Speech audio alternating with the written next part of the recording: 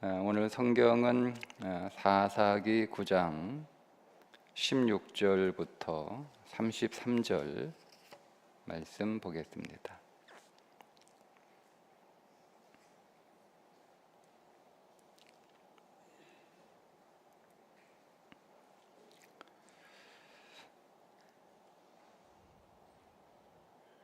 우리 함께 읽겠습니다. 이제 너희가 아비멜렉을 세워 왕으로 삼았으니 너희가 행한 것이 과연 진실하고 의로우냐? 이것이 여롯바알과 그의 집을 선대함이냐? 이것이 그의 손이 행한 대로 그에게 보답함이냐? 우리 아버지가 전에 죽음을 무릅쓰고 너희를 위하여 싸워 미디안의 손에서 너희를 건져냈거늘 너희가 오늘 일어나 우리 아버지의 집을 쳐서 그의 아들 70명을 한 바위 위에서 죽이고 그의 여종의 아들 아비멜렉이 너희 형제가 된다고 그를 세워 세겜 사람들 위에 왕으로 삼았도다. 만일 너희가 오늘 여롯바알과 그의 집을 대접한 것이 진실하고 의로운 일이면 너희가 아비멜렉으로 말미암아 기뻐할 것이요 아비멜렉도 너희로 말미암아 기뻐하려니와 그렇지 아니하면 아비멜렉에게서 불이 나와서 세겜 사람들과 밀로의 집을 살을 것이요 세겜 사람들과 밀로의 집에서도 불이 나와 아비멜렉을 살을 것이니라 하고 요담이 그의 형제 아비멜렉 앞에서 도망하여 피해서 부엘로 가서 거기에 거주하니라.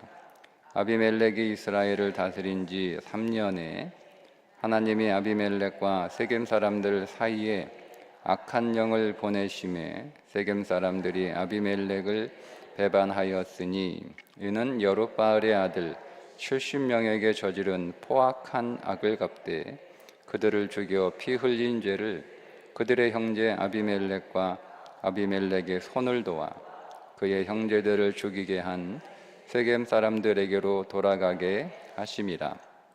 세겜 사람들이 산들의 꼭대기에 사람을 매복시켜 아비멜렉을 엿보게 하고 그 길로 지나가는 모든 자를 다 강찰하게 하니 어떤 사람이 그것을 아비멜렉에게 알지니라.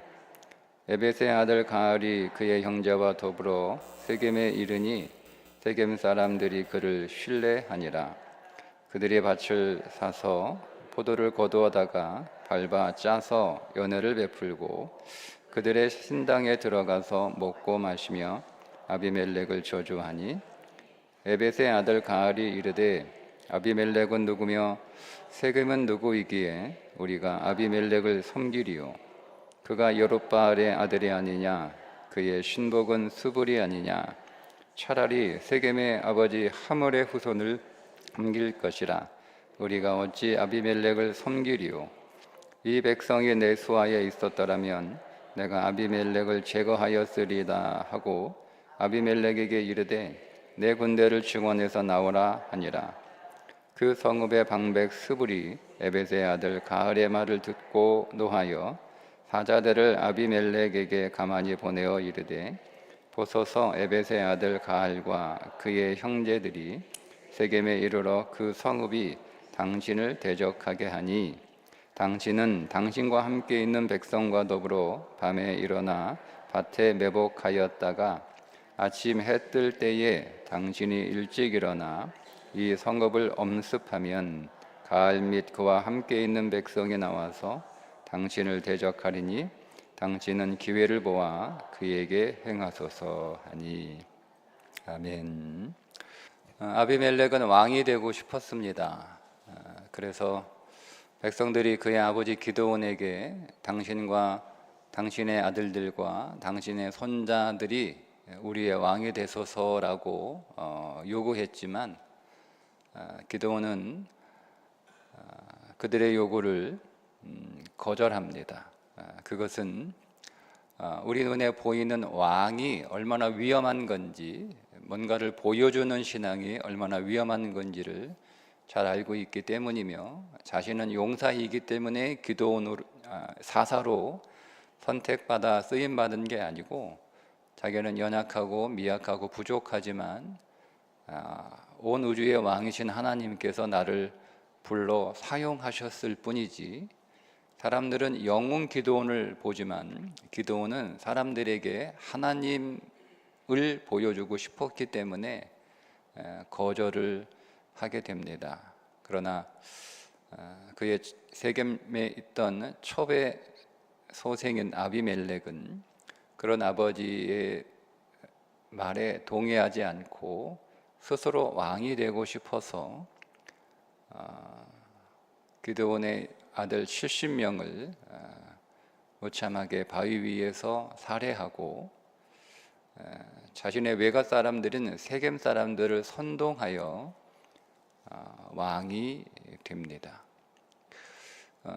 아비멜렉의 말에 선동되어 아비멜렉과 함께 기드온의 70아들을 죽이는데 같이 공모하고 그들에게 정치자금 70세겔을 은 70을 제공하고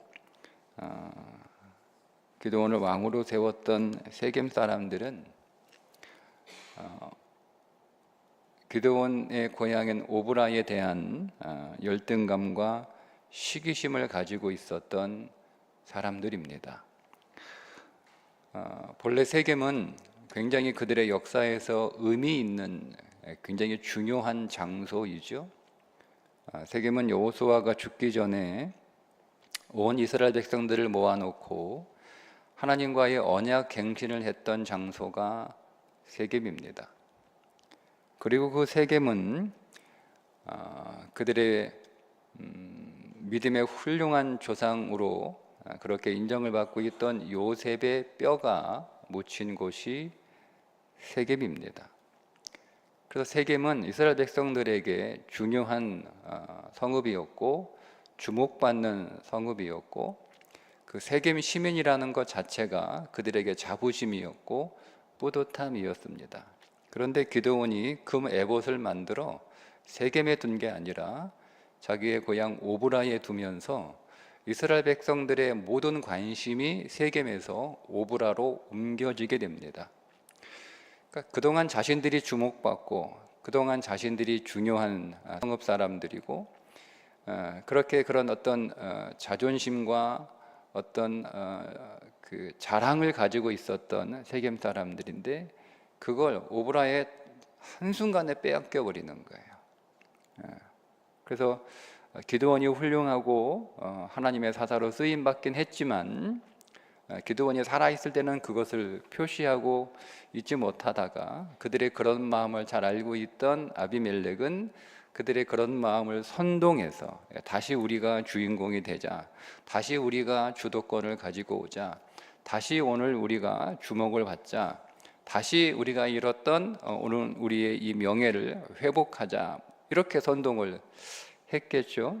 그래서 그런 선동에 넘어가서 열등감과 시기심에 가득 차 있던 세겜 사람들이 아비멜렉과 함께 공모하여 기드온의 70아들, 다행히 막내 아들 요담은 살아서 69명을 무참하게 살해하는 사건이 일어나게 됩니다.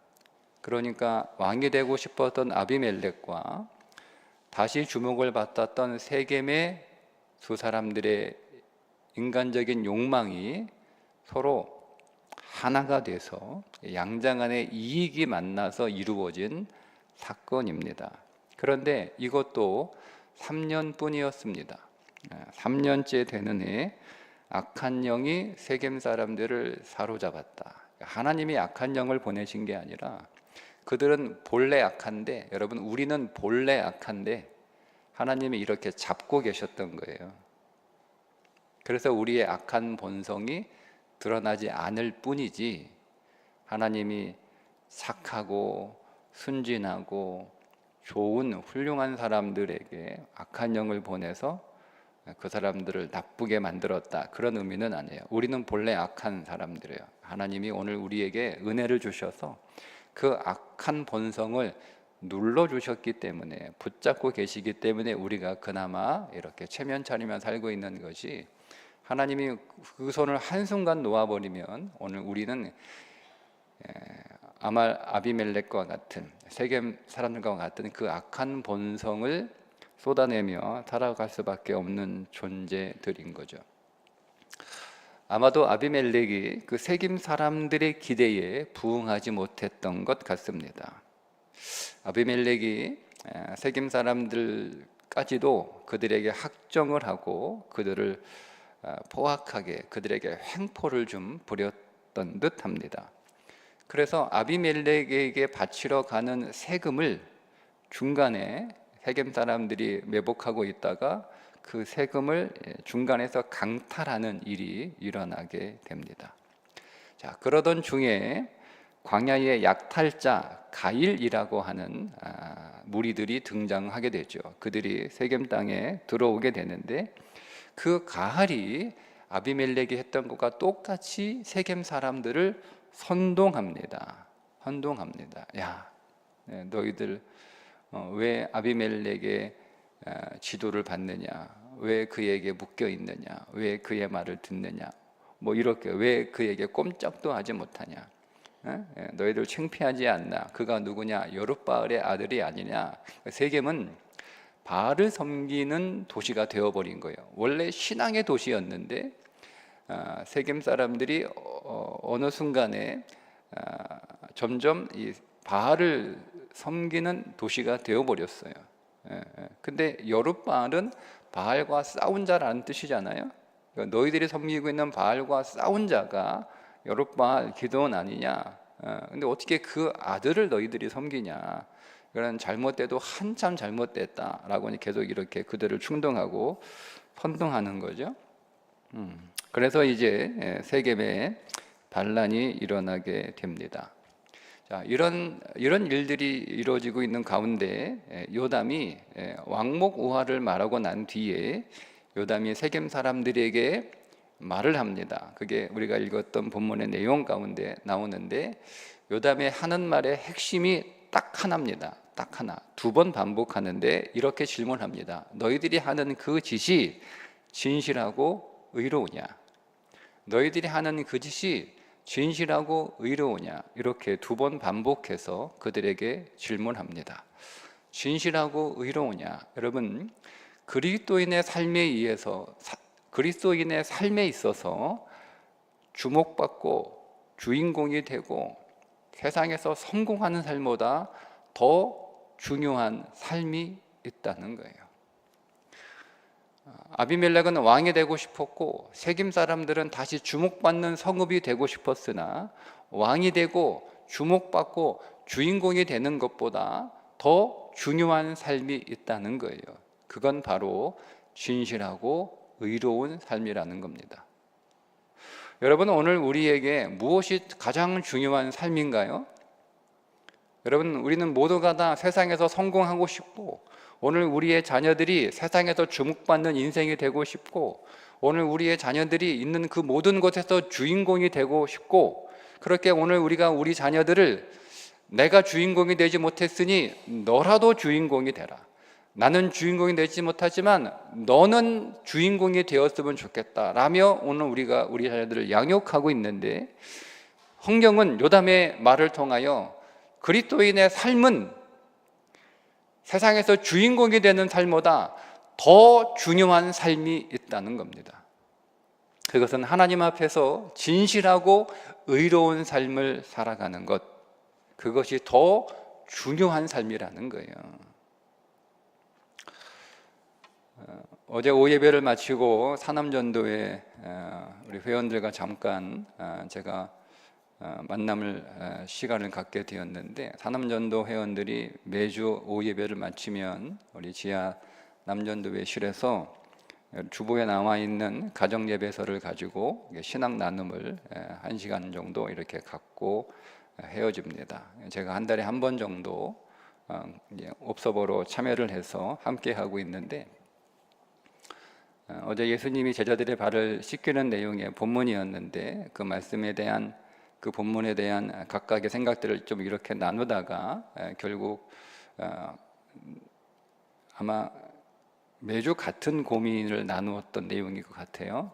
그 내용이 뭐냐면 어떻게 하면 오늘 우리의 자녀들, 오늘 우리의 후배들이 주일날 잠깐 예배 드리고 훌쩍 학원으로 집으로 가는 게 아니고 공부는 월요일부터 토요일까지 열심히 하고 주일 하루만큼은 공부 다 잊어버리고 교회에서 예배도 드리고 함께 친구들과 어울리기도 하고 또 식사도 우리 어른들과 같이 하면서 이런저런 대화도 하고 교제도 하고 그렇게 어울리면서 그렇게 그들 안에 단지 그냥 예배만 드리고 숙제하듯 출석 체크하고 돌아가는 신앙이 아니라 교회 안에서 우리 선배들과 혹은 어른들과 부모들과 계속 같은 공간, 같은 시간을 보내면서 그 신앙을 좀 이렇게 잘 배우고, 우리들은 교회에서 오랫동안 머물면서 선배들로부터 지도도 받고 어른들의 신앙도 보고 그렇게 하면서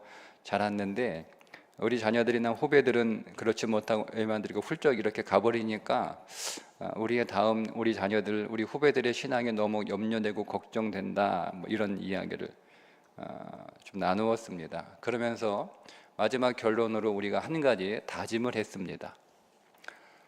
아이들이 왜 교회 와서 예배만 드리고 교회에 머물러 있지 않고 학원 가야 돼, 공부해야 돼, 숙제해야 돼 라고 그냥 가버릴까? 왜 아이들이 교회에 오랫동안 머물지 못하고 있는 걸까? 그나마 아이들이 머리가 굵어지면 그나마 교회 오는 것도 안 오려고 하는 걸까? 교회에서 멋진 삶을 살아가는 신앙의 선배들, 신앙의 부모들을 보지 못하기 때문은 아닐까? 세상에는 두 가지 삶이 있는데 하나는 부러워하는 삶이고 하나는 멋진 삶이다. 그런데 우리가 지금 우리 자녀들에게 어떤 삶을 살라고 가르치고 있는가? 너는 부러워하는 삶을 살아라. 우리가 우리 자녀들에게 부러워하는 삶을 가르치고 있는 이상 그들은 교회에 오래 머물고 있을 이유가 없다는 거죠.